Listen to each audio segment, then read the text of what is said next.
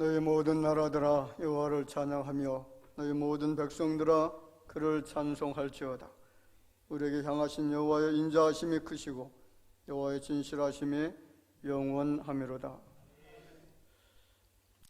사랑이 많으신 아버지 하나님, 주님의 거룩한 자녀들이 전에 나와서 온 우주 만물을 조성하시고 우리 인생들을 구속해 주신 그 은총을 기억하면서 정성을 다하여 경배를 드립니다.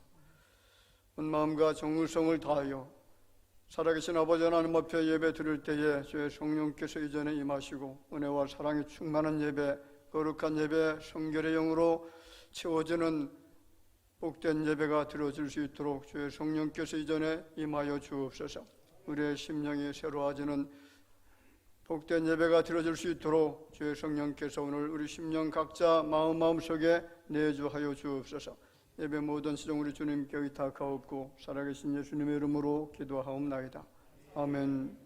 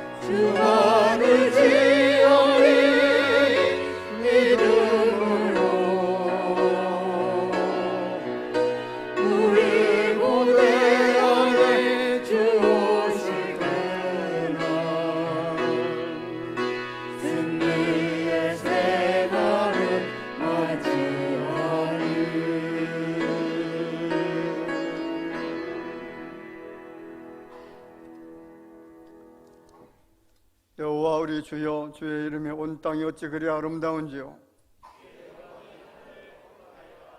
주의 대적으로 말미암아 어린아이들과 젖먹이들의 입으로 권능을 세우시며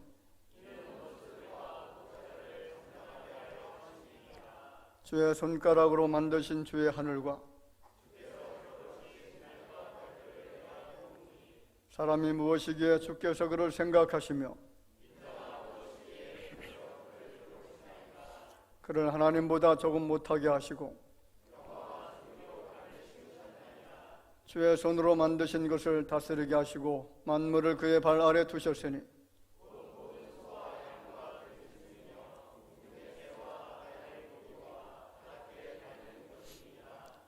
여호와 우리 주여, 주의 이름이 온 땅이 어찌 그리 아름다운지요. 아멘. 전능하사 천지를 만드신 하나님 아버지를 내가 믿사오며 그 외아들 우리 주 예수 그리스도를 믿사오니 이는 성령으로 잉태하사 동정녀 마리아에게 나시고 본디오 빌라도에게 고난을 받으사 십자가에 못 박혀 죽으시고 장사한 지 사흘 만에 죽은 자 가운데서 다시 살아나시며 하늘에 오르사 전능하신 하나님 우편에 앉아 계시다가 저리로서 산자와 죽은 자를 심판하러 오시리라. 성령을 믿사오며 거룩한 공예와 성도가 서로 교통하는 것과 죄를 사하여 주시는 것과 몸이 다시 사는 것과 영원히 사는 것을 믿사옵나이다. 아멘.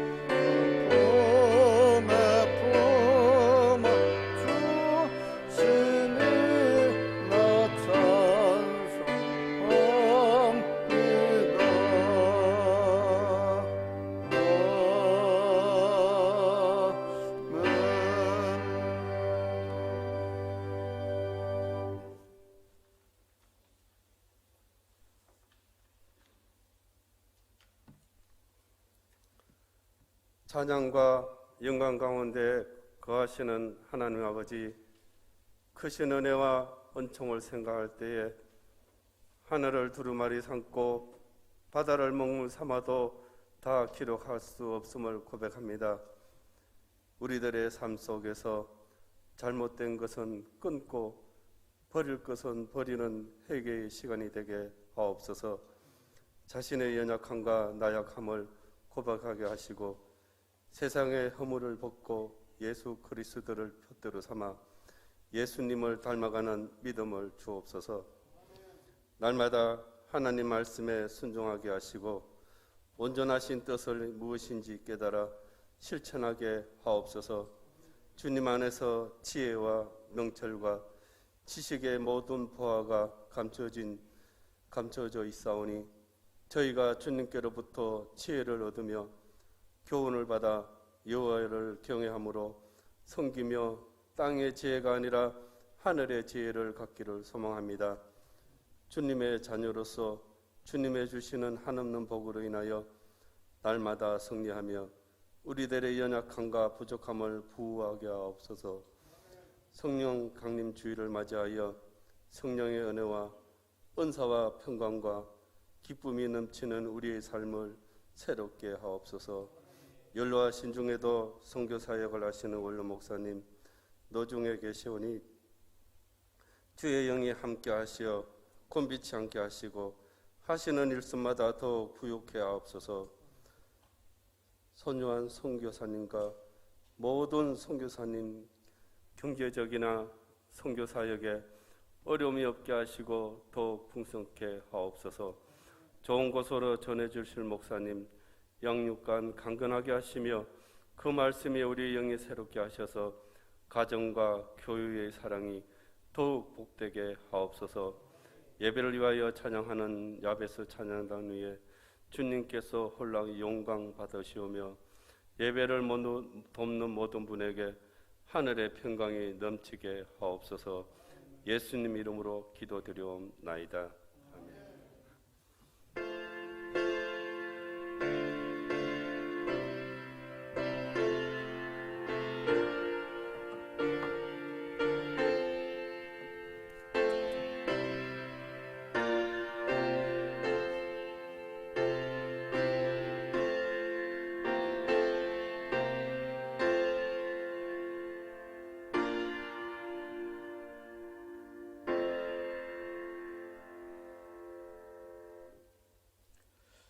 하나님의 말씀을 봉독하겠습니다. 로마서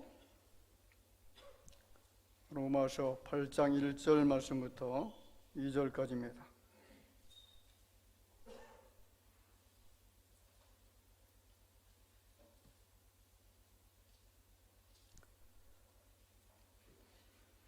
같이 함께 봉독하도록 하겠습니다. 그러므로 이제 그리스도 예수 안에 있는 자에게는 결코 정죄함이 없나니 이는 그리스도 예수 안에 있는 생명의 성령의 법이 죄와 사망의 법에서 너를 해방하였음이라. 아멘. 오늘 성령 강림주일입니다. 이날에 우리의 영혼이 성령으로 야베스 찬양단 찬양했겠습니다.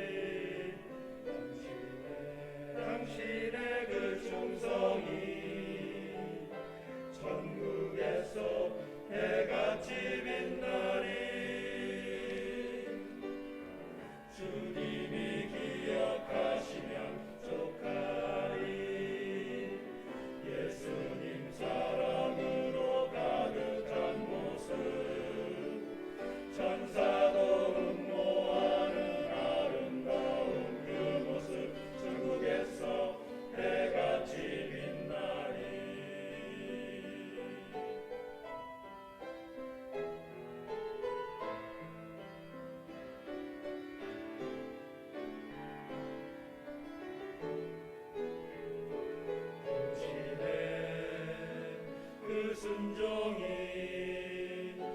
전국에서 해같이 빛나리. 당신의 그 사랑이 전국에서 해같이 빛나리. 당신의 그 찬양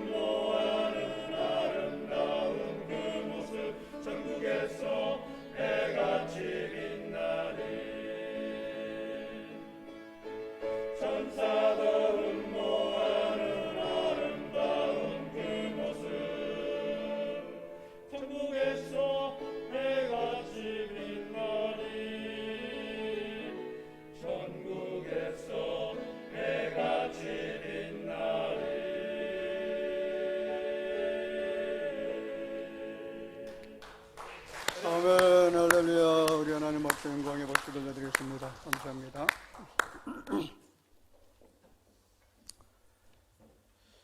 성령을 거룩한 영이라 그렇게 말하죠. 성령주일, 강림주일을 통해서 우리의 심령이 밝아지고 또 새롭게 되어지고 성결케 되어지고 하나님 은혜 가운데 은사와 은혜가 충만한 귀한 시간이 되어지기를 주의 이름으로 축원을 드립니다. 시편 51편 11절 말씀에 보면 나를 주 앞에서 쫓아내지 마시며 주의 성령을 내게서 거두지 마소서. 다윗의 마음의 염려로 가득 찬 그 마음을 가지고 하나님 앞에 제발 내 앞에서 주의 성령을 쫓아내지 말아달라라고 하는 그런 요청을 하는 모습을 보게 되어집니다. 다시 정말로 염려하고 두려웠던 것은 왕권의 상실도 아니고요, 그리고 재물의 그리고 명예와 지금까지 누려왔던 그 많은 영화로운 것들의 손실이 아니라 성령께서 주시는 은혜의 소멸이었다라는 겁니다. 다윗의 마음속에서 역사하시고 도우시고 인도하셨던 성령님의 음성을 듣지 못하는 것, 이것을 다윗은 상당히 두려웠고요, 마음에 큰 염려를 가지고 있었다는 거죠. 열왕기하 2장 9절 말씀에도 보면 엘리사가 이르되 당신의 성령이 하시는 역사가 갑절이나 내게 있게 하소서라는 말씀이 있습니다. 자, 선지자 엘리사가 정말 간절히 마음속에 소원했던 것이 있었다는 겁니다. 스승 엘리야가 세상을 떠나기 전에, 하나님 품에 올라가기 전에 그가 정말로 간절히 목말랐던 것은 엘리야의 능력 행함과 그의 권세가 아니라 성령께서 하시는 사역이었습니다. 스승 엘리야가 행했던 그 모든 기사와 이적은 스승의 능력이 아니라 성령께서 공급하시는 능력이었음을 알고 성령의 능력을 달라라고 구한 겁니다. 저는 우리가 살고 있는 시대에 가장 필요한 것은 성령의 임함인 줄로 믿습니다. 세상과 우리 인생들을 새롭게 하시고 변화되게 하시고 그리고 우리를 정결케 하시는 놀라운 성령의 역사가 오늘 우리 가운데 임하게 되어질 줄로 믿습니다. 자, 그럼 오늘 첫 번째로 우리가 생각할 수 있는 말씀이 성령께서 하시는 일이 뭐냐라는 거죠. 자, 성령께서 하신 일은 성경에 보면 정말로 많습니다. 우리를 이루하시고 예수 그리스도를 증거하도록 하시고 또 하나님의 사랑을 부어주시고 성도 가운데 거하도록 하시고 기쁨을 충만케 하시고 평화와 희락이 넘치게 하시고 그리고 소망을 갖게 하시고 거듭나게 하시고 분별력을 얻게 하시고 우리를 인쳐주시고 그리고 은사를 주시고 열매를 맺게 하시는 등 많은 다양한 성령의 사역이 있지만은 오늘 두 가지로 말씀을 드리고자 합니다. 그 첫 번째가 죄에서 해방시켜 주신다는 겁니다. 여러분, 조선시대 숙종 치세 중에 악한 왕비가 한 사람 있었죠. 누군지 아시나요? 장희빈이라고 하는 그런 중전이죠. 자, 숙종의 후궁 최숙빈과 훗날 영조가 되어졌던 아들을 죽기를 위해서 저주했다는 그런 제목으로 결국 왕으로부터 사약을 받게 되어지죠. 남편으로부터 사약을 받게 되어지는 그런 모습을 우리가 TV를 통해서 보지 않았습니까? 자, 만약에 사약을 먹지 않으려고 하면 어떻게 하나요? 사약을 강제로 먹이는 그런 장면도 우리가 목격을 할 수가 있는데 밑에 사람들이 팔다리를 다 잡고 그리고 입을 벌려서 강제로 그렇게 먹이는 그런 장면도 우리가 목격을 했습니다. 자, 그런데 사약을 먹으면 빨리 죽는 것이 아니다라는 거죠. 예수님께서 오시기 약 400년 전에希腊의 서양 철학의 창시자 소크라테스라고 하는 사람이 있습니다. 이 사람이 참 많은 여러 가지 좋은 말도 했지만은 가장 우리가 이해할 수 있는 그리고 많이 접해서 알고 있는 그 모습이 소크라테스의 죽음에 대한 이야기입니다. 자, 소크라테스는 왕이 내려줬던 사약을 받고요, 그 사약을 한 사발 마셨는데 바로 죽지를 않는 겁니다. 그래서 이제 그 죽을 것을 예상하면서 그의 제자들과 마지막 대화를 계속해서 나누죠. 자, 그의 제자들 중에 이 플라톤이라고 하는 사람이 소크라테스가 죽기 전에 나눴던 그 대화, 그 내용을 플라톤의 대화라고 그렇게 말하는데 그 책을 저술하기까지 해서 많은 사람에게 읽혀졌습니다. 자, 사약을 마신 직후에는 마치 물 한 모금을 마신 것처럼 아무렇지도 않은 것이죠. 그래서 소크라테스는 감옥복도를 왔다 갔다 하면서 또 제자들과 마지막 대화를 나눕니다.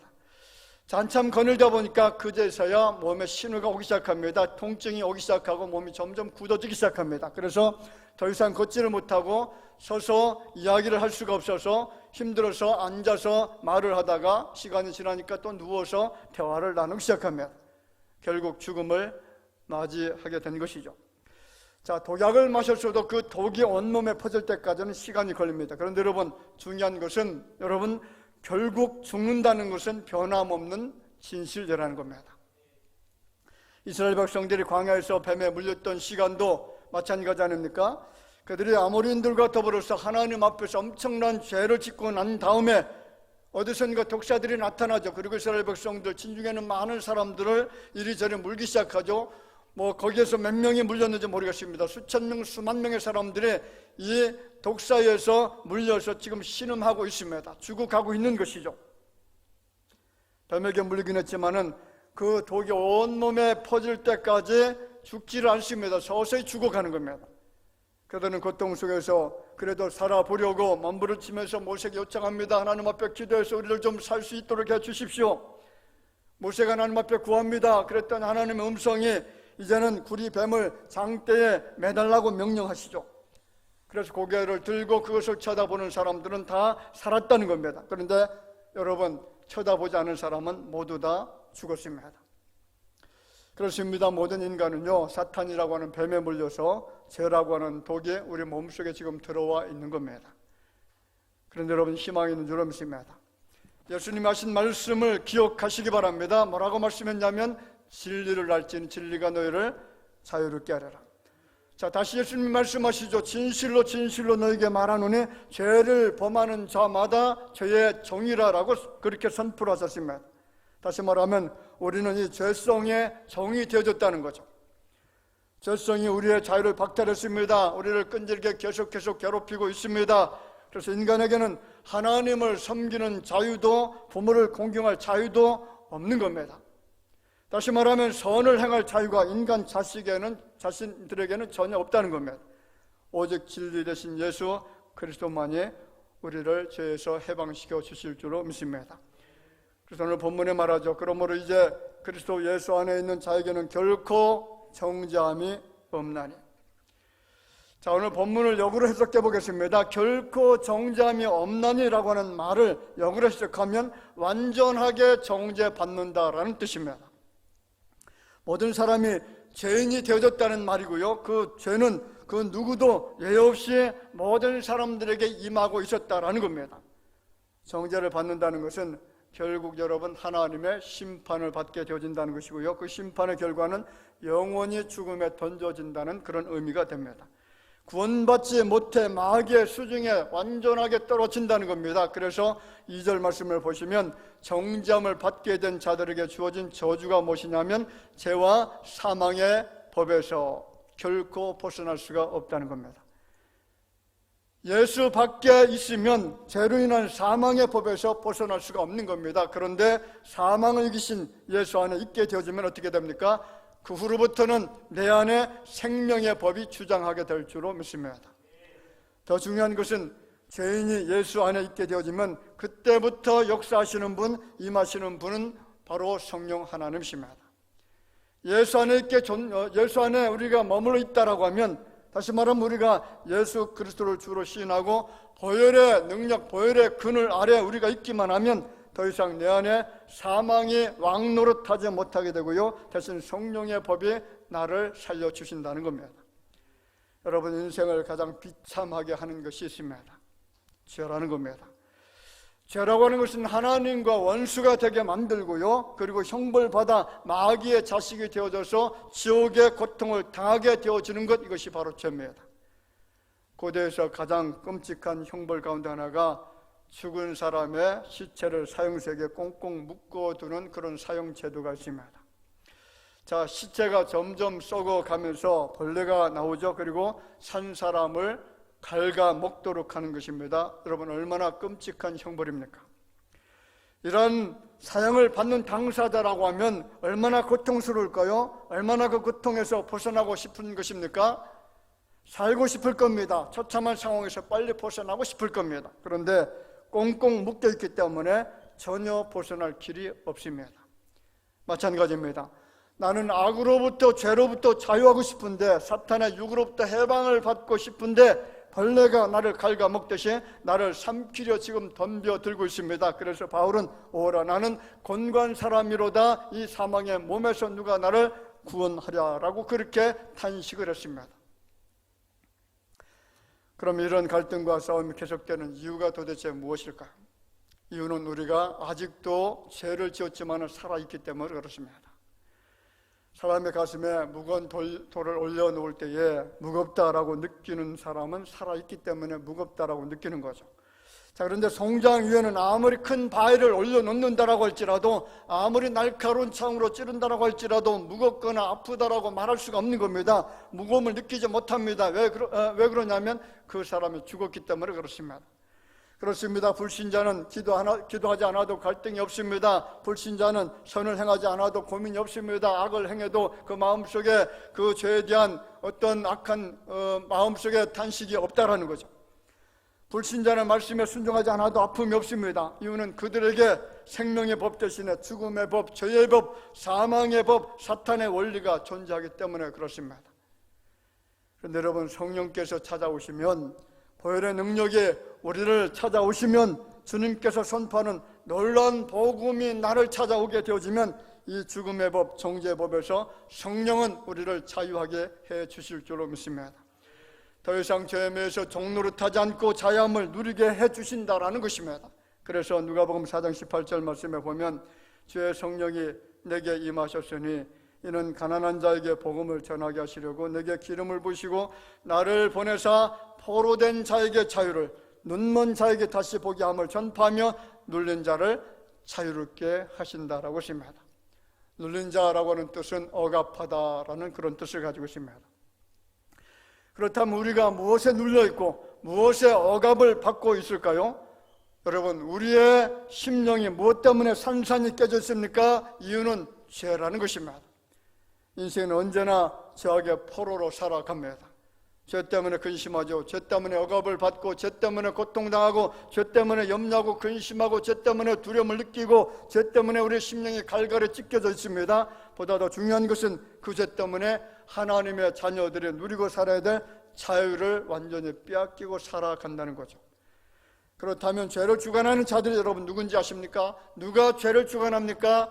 악한 사탄 마귀인 줄로 믿습니다. 결국은 마귀로 인해서 죄를 지은 인생들은 마귀 앞에 종노릇하면서 살아갈 수밖에 없다는 거죠. 마귀가 좋아하는 것을 계속 추종하면서 따라갑니다. 마귀가 시키는 일, 그가 우리 인생을 파멸로 이끌어가는 것임에도 불구하고 거절하지 못하고 꼼짝없이 종노릇하면서 노예로 살아간다라는 겁니다. 이런 상태에 있는 사람들을 성경은 뭐라고 표현하냐면 죄에 눌린 자라고 이야기합니다. 포로된 자, 눌린 자는 자유가 없습니다. 누군가의 강한 사람, 악한 사람에 의해서 자유가 강제당한 사람들에게는 자유를 절대로 누릴 수가 없다는 거죠. 여러분, 포로된 자들, 자유를 빼앗긴 자들이 얼마나 비참한지 아시나요? 널리 고대로 올라갈 것도 없습니다. 로마 시대, 조선 시대까지 올라갈 것도 없습니다. 우리가 살고 있는 이 시대도 여러분, 이 죄악에 포로된 사람들, 노예의 근성을 가지고 살아가는 사람들이 너무나 많습니다. 16세기 이후로 영국을 비롯해서 유럽의 열강들은 아프리카에 들어가서 마구잡이로 흑인들을 다 납치해서 그래서 유럽으로 끌고 들어왔습니다. 그래서 그 시대의 무역 거래 중에 가장 핫한 거래가 바로 노예 거래였고요. 그 거래를 악마들의 대서양 노예 무역이라 그렇게 이름을 지었습니다.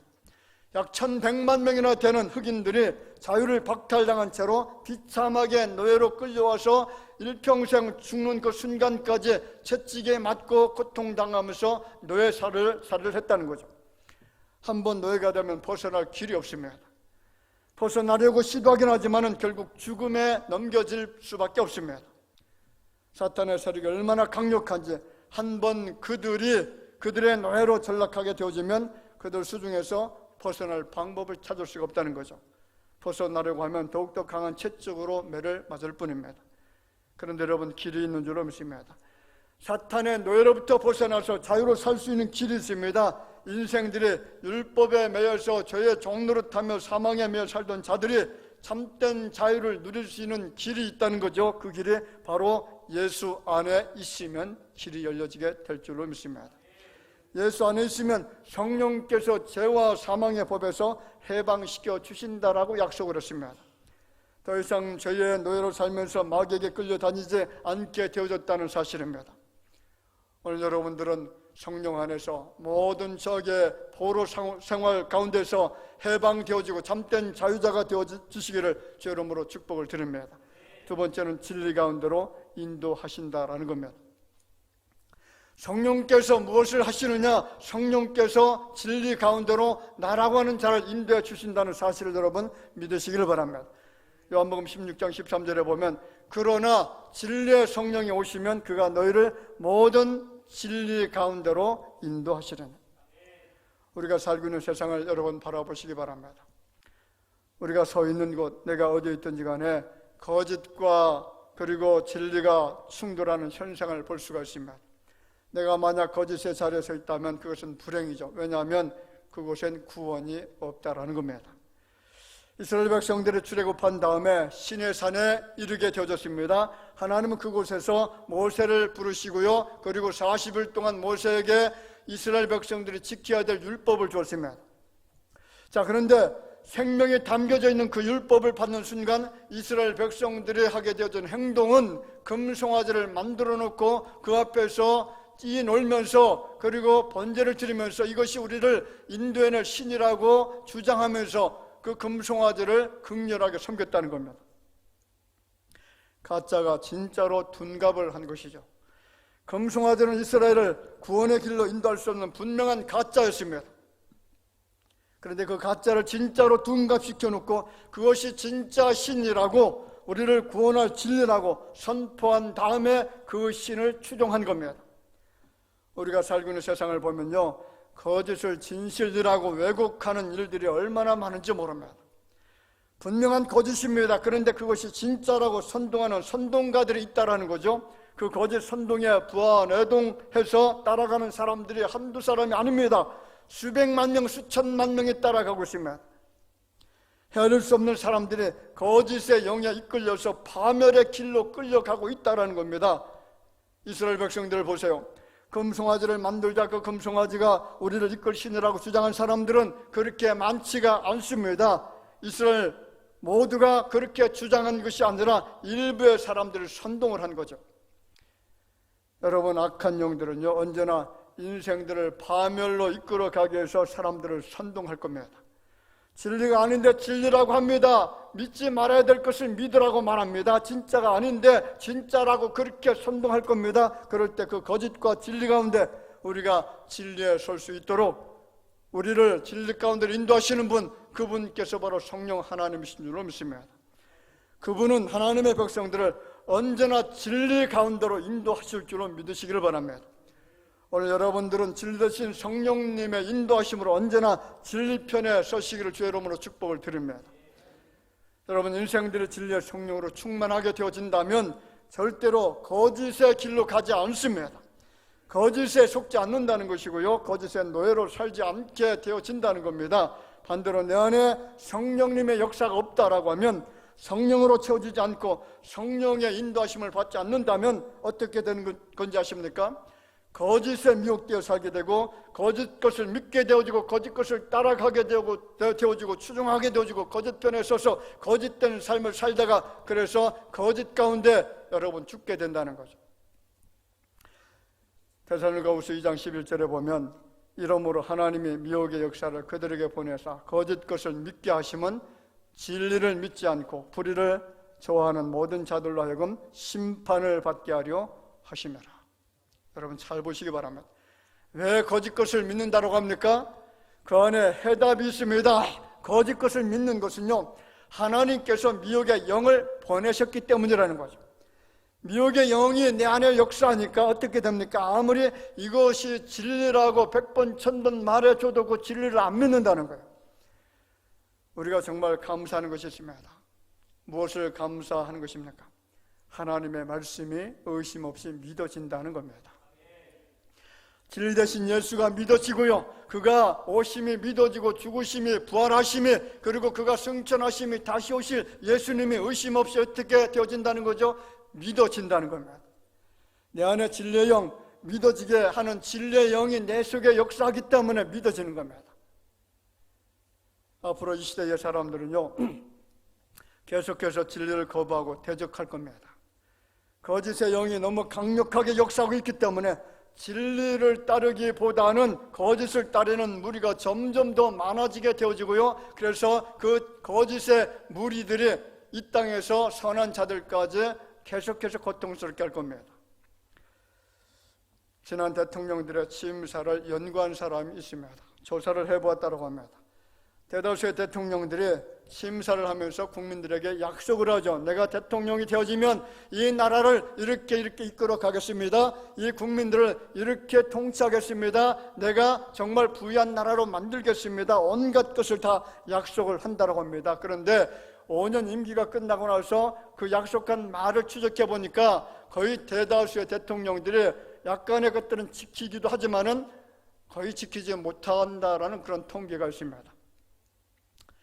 자, 그런데 정말 심각한 사람이 한 사람 있다라고 이야기를 합니다.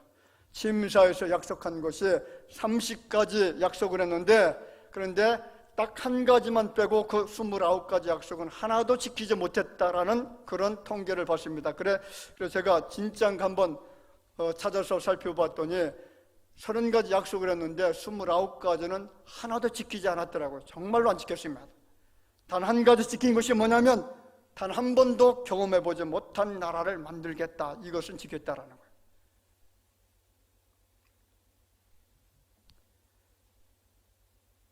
왜 이렇게 거짓말을 하는 겁니까? 그 안에 거짓의 영이 역사하기 때문에 그렇습니다. 거짓말하는 영, 거짓의 영의 지배를 받아서 그렇게 거짓말을 밥 먹듯이 하는 겁니다. 문제는 한 사람뿐만이 아니죠. 지금 우리가 살고 있는 이 땅의 사람들이 거짓의 영에 미혹되어서 거짓을 따르고 있다는 것이고, 거짓의 노예로 살면서 진리를 계속해서 대적하고 있습니다. 그렇습니다. 진리를 믿지 않는다는 것은 예수를 믿지 않는다는 것이고요, 예수를 믿지 않게 되어지면 결국 진리 대신 예수를 믿지 않음으로 심판에 이르게 되어진다. 이것이 성경이 선포하는 말씀입니다. 그렇다면 성경에서 말씀하고 있는 진리는 성부, 성자, 성령 삼위일체 하나님이시고요, 그 삼위일체 하나님을 이야기하고 있는 것이 바로 성경인 줄 믿습니다. 그래서 진리 가운데로 인도하심을 받는다는 것은 내가 예수님께로 인도함을 받는다는 것이고요, 내가 하나님의 말씀인 성경으로 인도함을 받는다는 것입니다. 여러분, 우리가 예수님과 가까워지고 있습니까? 예수님을 사랑하고 있습니까? 예수님을 좀 더 알고자 하는 마음이 있습니까? 그러면 여러분들은 진리 가운데로 인도함을 받는 것입니다. 여러분, 내가 하나님의 말씀을 가까이 하기를 원합니까? 그 말씀을 존중히 여기면서 그 말씀 따라 살기를 원하십니까? 그 말씀을 좀 더 알기를 원하는 그 중심을 가지고 늘 읽으면서 그 말씀을 우리가 깊이 있게 새기면서 그렇게 살아가는 사람이라고 한다면 우리는 하나님의 진리 가운데로 인도함을 받는 성령의 사람인 줄로 믿습니다. 정말 성령과 함께하는 사람은요, 성경 밖으로 이탈하지 않습니다. 성령의 권명과 명령을 무시하지 않는다는 거죠. 성경이라고는 울타리 밖으로 나아가지 않는다는 겁니다. 그런데 문제는 성경의 가르침을 무시하면서 살아가는 사람들이 있습니다. 성경의 요구와 지시를 따르지 않고 자신의 생각과 주관에 사로잡혀서 살아갈 때가 많습니다. 그럼 어떻게 되어지는 겁니까? 성경이라고 하는 궤도에서 벗어나게 되고요, 그렇게 달선하게 되어진다라고 하면 성경이 나를 지배하지 못한다는 거죠. 성경 말씀을 읽어도 시시해집니다. 이해가 되지 않습니다. 은혜가 되지 않습니다. 성경을 들어도 그 말씀에 대해서 도대체 뭘 말하는지 도무지 이해가 안 된다는 거죠. 만약 성경 밖에 있는 것이 더 보기 좋아지고 더 만지고 싶고 그 속에 들어가고 싶은 충동이 내 안에서 일어난다라고 하면 여러분, 단정합니다. 그 사람은 성령의 인도를 받지 않는 사람입니다. 성령의 인도하심이 없는 사람이죠. 성령은 우리로 하여금 지극히 성경적인 삶을 살아가게 해줄 줄로 믿습니다. 기억하시기 바랍니다. 성경으로 은혜 받지 못하면요, 내 안에 은혜 받을 것이 아무것도 없습니다. 우리에게 은혜 끼치는 것은 하나님의 말씀밖에 없습니다. 성령은 사랑하는 성도들을 진리 가운데 예수님께로 성경으로 인도하시는 분이신 줄 믿습니다. 성령께서 오시면 입술의 거짓이 사라집니다. 성령은 거짓말하는 법을 모르죠. 성령은 오직 진실함으로만 인도합니다. 세상 온통 죄로 뒤덮여 있는 이유가 뭔지 아시나요?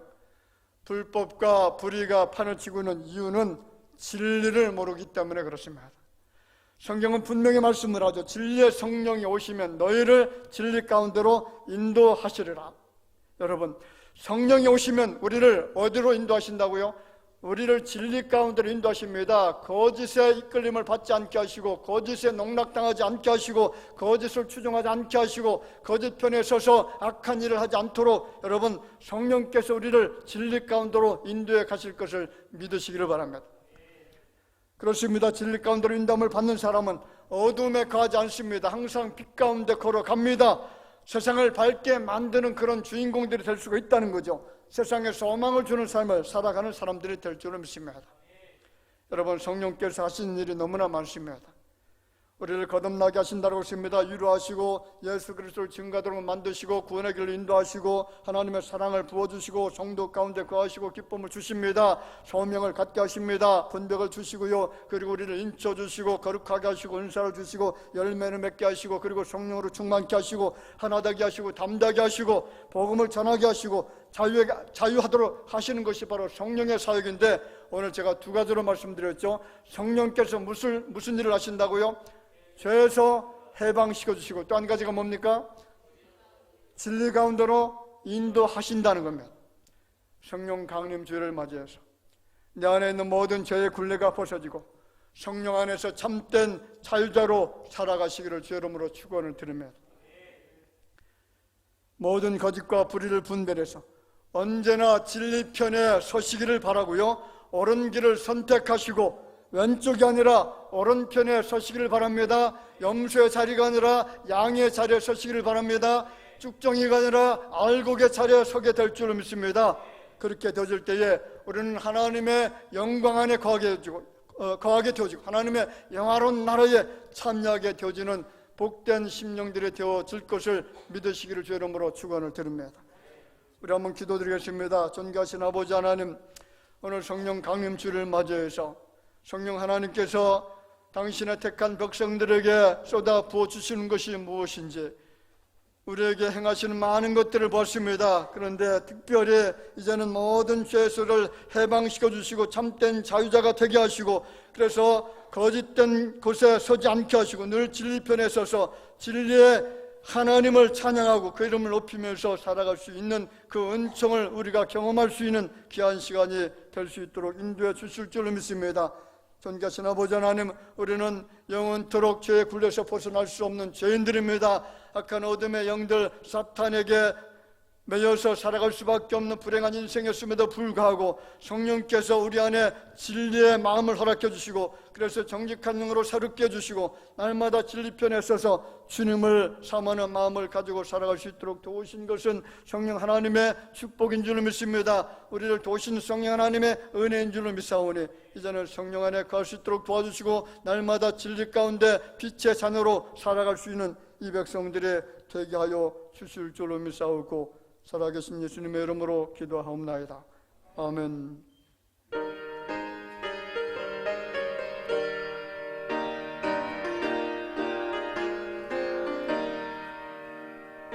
오늘 거룩하신 주여 성령의 큰 불을 주소서. 내 영혼 기도 들어주사 성령의 큰 불을 주소서. 주 약속하신 말씀대로 나 정결케 하여 주시소. 그 거룩하신 이름 따라 성령의 큰 불을 주소서. 주여 기도 들어주사 성령의 큰 불을 주소서. 주 말씀 따라 살아갈 때 성령의 큰 불을 주소서. 내 영혼 차고 넘치어서 내 사랑이 만들어지고 내 헛된 것을 태우도록 성령의 큰 불을 주소서. 이 냉랭하고 악한 마음에 성령의 큰 불을 주소서. 내 마음에 사랑 불타도록 성령의 큰 불을 주소서. 악한 세력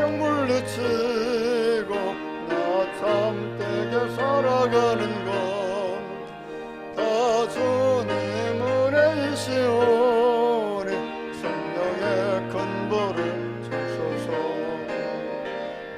담대하고 순종하게 성령의 근본을 주소서. 죽게 이웃 인도하게 성령의 근본을 주소서. 저 재단 위의 모든 것을 다 바치니 받아주소서. 나 주님 마음을 기르도록 성령의 근본을 주소서.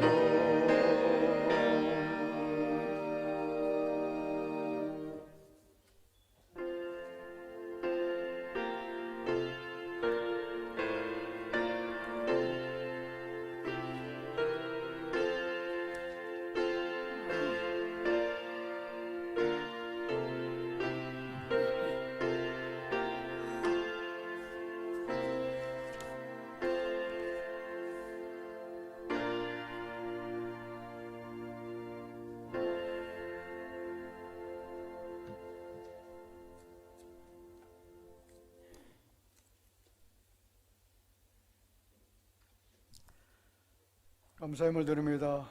우리에 오신 성령님 감사합니다. 한 달도 성령님과 동행하게 하옵소서. 이용선 목사님 가정에서 날마다 주님의 은혜 기억하는 삶이 되기를 원합니다. 윤명철 전도사님 가정과 좋은 창호 사업장을 위해서 조병식 장로님, 박연희 권사님, 이정희 권사님, 안경욱 권사님 첫 주일을 맞이해서 드립니다.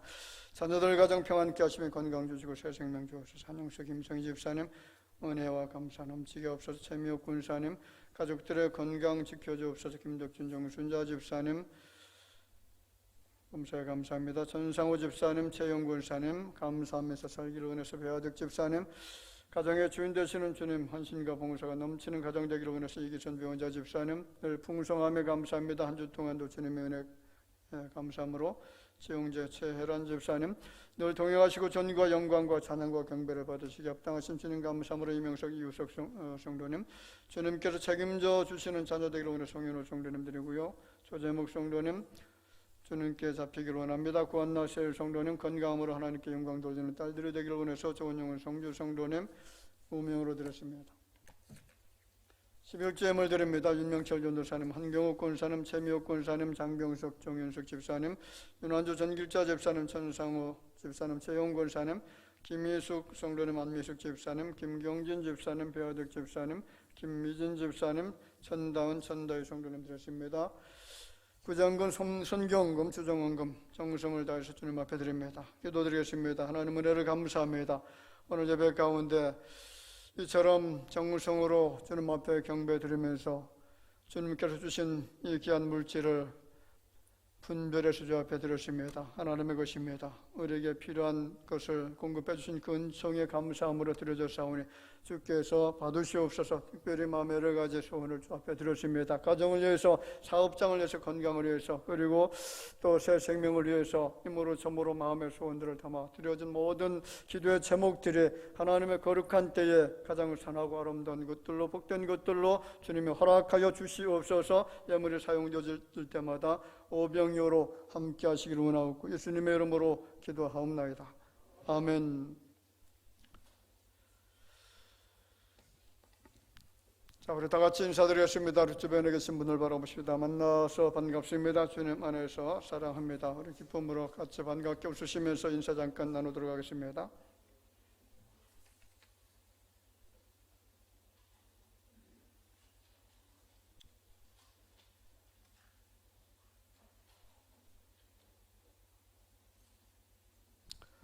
네, 교회 소식 전해드렸습니다. 네, 오늘은 성령 강림 주일입니다. 성령께서 주시는 은사와 은혜 안에 평강과 희락이 가정 안에 넘치게 되기를 바라고요. 오늘부터 3부 예배 시간이 2시로 변경이 되어졌습니다. 시간에 유념해 주시길 바랍니다. 그리고 오늘부터 2부 예배 후에 정상적으로 식사를 하도록 하겠습니다. 지하 만나실에 내려가셔서 식사를 하시기를 바라고요. 그리고 우리 대한민국의 복음 안에서 자유통일을 이룰 수 있도록 기도해 주시길 바랍니다. 지금 북한 상황이 너무나 어려운 그런 상황이라고 합니다.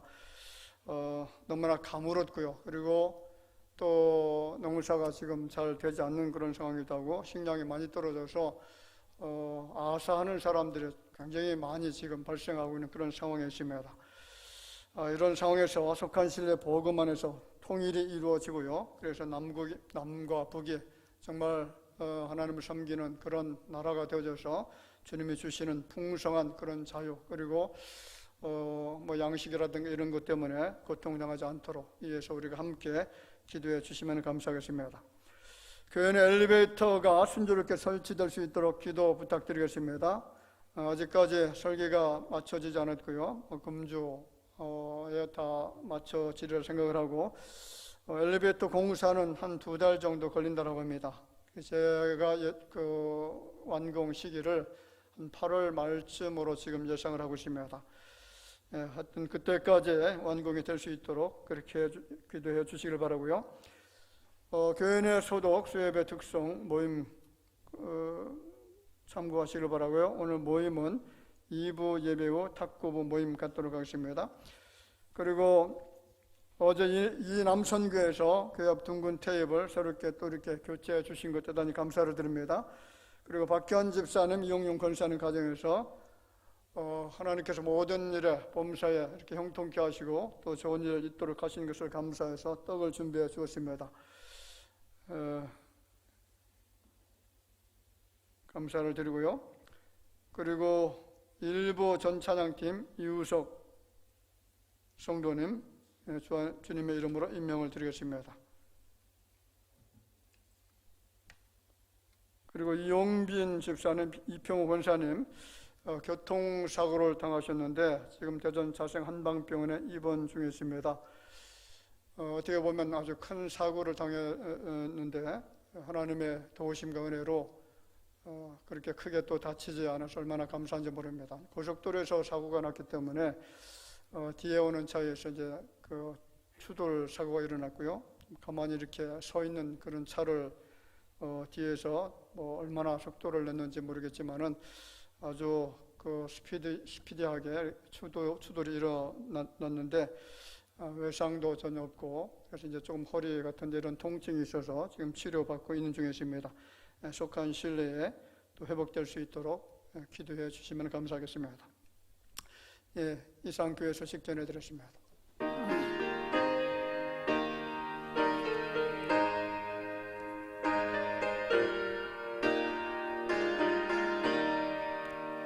주님의 뜻을 이루소서. 고요한 중에 기다리는 진흙과 같은 날 빚으사 주님의 용사 만드소서. 주님의 뜻을 이루소서. 주님 발 앞에 엎드리니 나의 맘속 살피시사 눈보다 희게 하옵소서. 주님의 뜻을 이루소서. 병들어 몸이 피곤하네 권능의 손을 내게 펴서 강건하여 주옵소서. 주님의 뜻을 이루소서. 온전히 나를 주장하사 주님과 함께 동행함을 만민이 알게 하옵소서.